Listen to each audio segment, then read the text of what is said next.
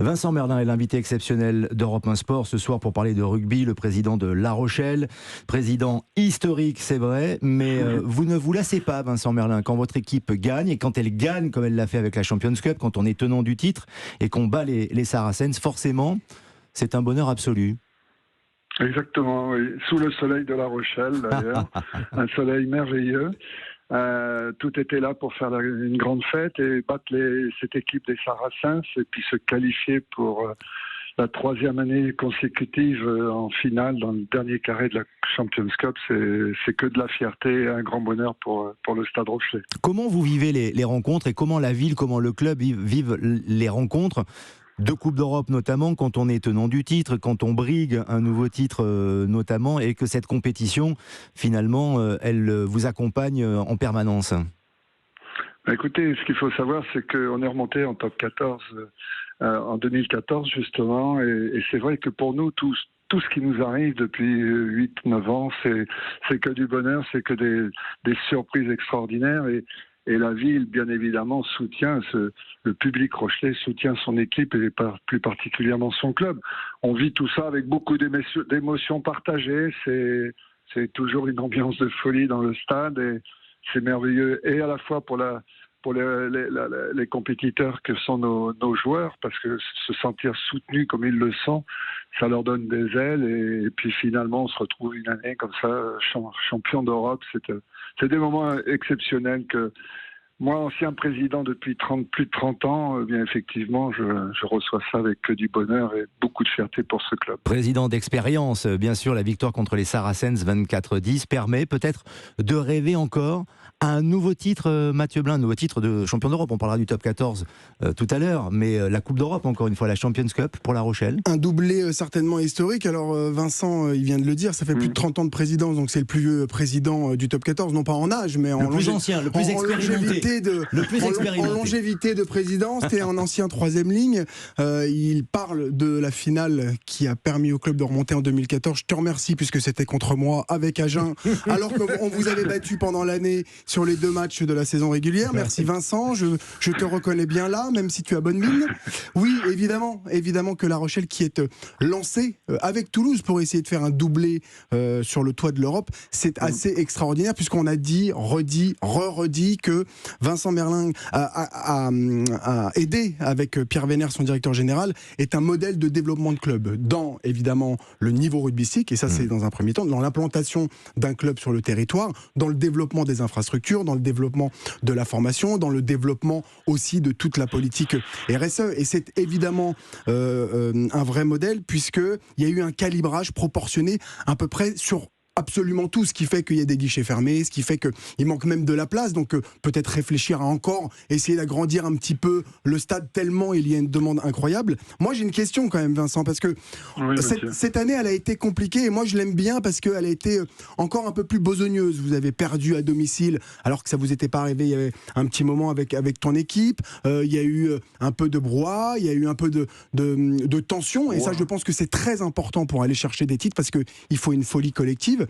Quand on a le focus de la Coupe d'Europe, mais qu'il y a quand même un bouclier de Brennus qui fait rêver tout le monde, comment on arrive à gérer cet équilibre entre ce rêve du bouclier de Brennus et puis cette grande coupe aux grandes oreilles qui est déjà installée dans les vitrines? Mathieu, il n'y a pas eu de brouhaha, il n'y a rien eu de tout ça. Je pense que à un moment donné, ce top 14 est composé de 14 équipes de grandes, qui sont capables de grandes performances, et parfois un peu de faiblesse de notre côté fait qu'une équipe vient nous battre à la maison. Maintenant, jouer les 2 tableaux, c'est quelque chose de très compliqué, on s'en rend compte, il faut un effectif de qualité, et je laisse bien évidemment à Ronan O'Gara et à son staff chacun son job, je dirais, dans le club, à gérer cette envie de jouer les 2 tableaux.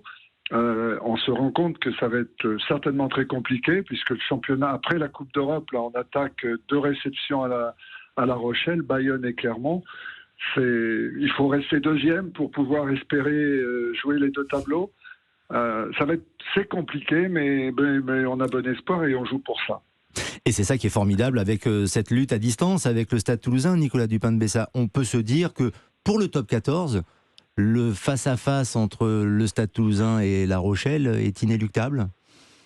Pas forcément, parce que c'est difficile hein, dans le sprint final, il y a tellement d'échéances, il y a tellement de matchs, il vient de le rappeler Vincent Merlin, si vous n'êtes pas premier ou second, vous devez passer par un tour de plus en phase finale, et à ce moment-là de l'année c'est très coûteux, ça coûte, donc il faut effectivement faire le plein, donc ils peuvent plus faire d'impasse à ce moment-là, mais les organismes commencent à être fatigués, la plupart des joueurs ont joué énormément de matchs dans la saison, le tournoi destination, et c'est maintenant qu'il faut accélérer, c'est-à-dire qu'il y avait cette phrase de Jean-Claude Scrella, c'est que quand on est à fond, on accélère.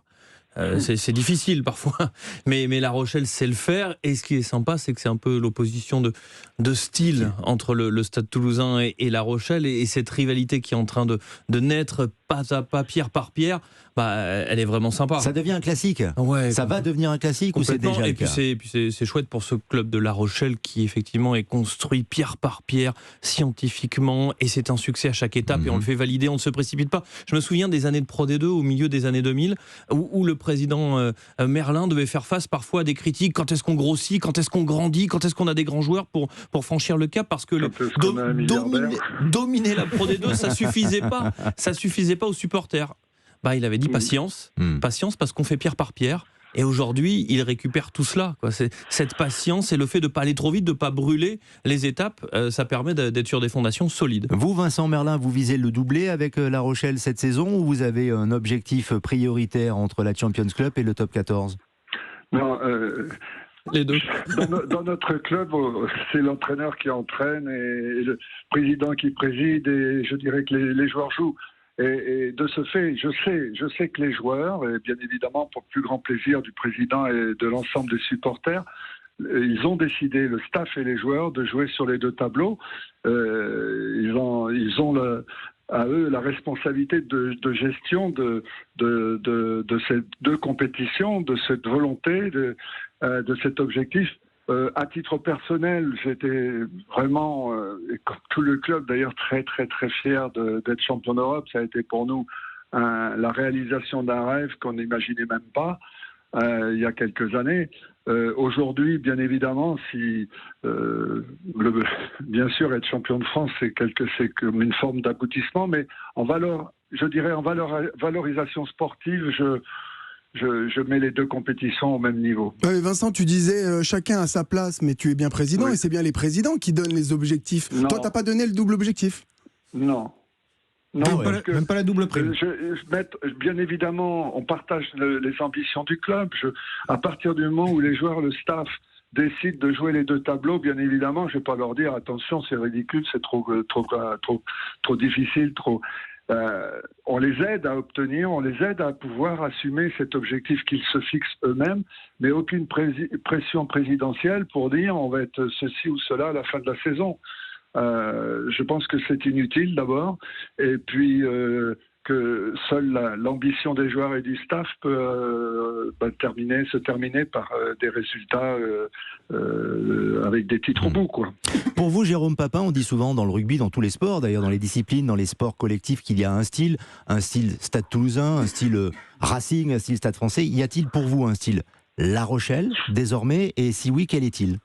Alors, plus qu'un style, je dirais qu'il y a une marque, mais une marque de fabrique. Oui, mais mes compatriotes là de ce soir l'ont bien expliqué, c'est-à-dire que la construction s'est faite avec le temps, l'identité aussi. Faut pas oublier on parle de La Rochelle, c'est pas non plus forcément une terre où le rugby est implanté de manière historique, et donc cette implantation s'est faite. Moi, j'ai souvenir d'être allé là-bas au moment où La Rochelle était en Pro D2 et où justement, tu le disais tout à l'heure, il y avait ce besoin, cette envie, cet engouement qui se crée, et en fait le stade s'est aussi amélioré petit à petit pour pouvoir accueillir de plus en plus de monde. Aujourd'hui, président, je parle sous votre contrôle, mais c'est un guichet fermé permanent, que ce soit le début de la saison jusqu'à la fin. Après, le style, je dirais plus qu'il est sur un côté très identitaire de la ville, de ce qu'elle est d'abord. Même sur le terrain, oui, mystiquement parlant. Oui, parce que d'abord parce que avant Ronan O'Gara, d'autres coachs sont venus apporter leur propre pierre. Je pense à Patrice Colazo notamment, qui était avec Xavier Garbajosa. Je pense défense. Derrière, il y avait Gibbs qui est passé aussi. Bref, tout le monde y a mis son identité. Mais surtout, ce qu'on y voit, et ce qu'on a pu y voir là sur le match, parce qu'attention, battre les Saris, c'est pas n'importe quoi, même si vous jouez à domicile. C'est dans le match, c'est dans le jeu, dans ce qu'ils ont proposé. Et c'est, je dirais que l'identité se fait aussi sur cet aspect défensif très fort. Moi, il y a, bien évidemment, comme tout le monde, Botia nous a régalé. 34 ans, le Fidjien, ça a été un match époustouflant. Contre les Saracens, bien sûr, il a été déterminant. Mais c'est défensivement où ils sont impressionnants. Mais ils sont impressionnants aussi parce qu'à domicile, il y a le fameux « ici c'est La Rochelle ».